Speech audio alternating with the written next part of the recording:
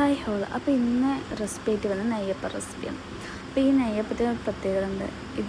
ഈ നെയ്യപ്പം ഉണ്ടാക്കുമ്പം അതിൽ കുറച്ച് വെള്ളം കൂടിയിട്ട് എടുക്കണം. അപ്പം വെള്ളം കൂടിയപ്പം എൻ്റെ അമ്മ പറഞ്ഞൊരു ടിപ്പാണ് കേട്ടോ. അങ്ങനെ അരിയിലേക്ക് ഈ ഊറ്റാതെ ഞാൻ എടുത്തോണ്ട് കേട്ടോ വെള്ളം കൂടിയത്. ഏലക്കായ് മൈദപ്പൊടിയൊക്കെ ഇട്ടു.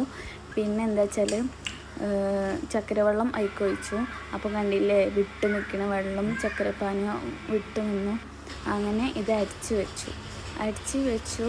അതിലേക്ക് മറ്റേ അപ്പക്കാരൊക്കെ ഒഴിച്ചിട്ടാണ് 4 മണിക്കൂർ റെസ്റ്റ് ചെയ്തു. ഈ 4 മണിക്കൂർ റെസ്റ്റ് കഴിഞ്ഞതിന് ശേഷം ഞാൻ റവ അതിക്കിട്ടിക്കാണ്ട് മിക്സാക്കി. അപ്പോൾ തന്നെ കുറച്ച് തിക്കായി.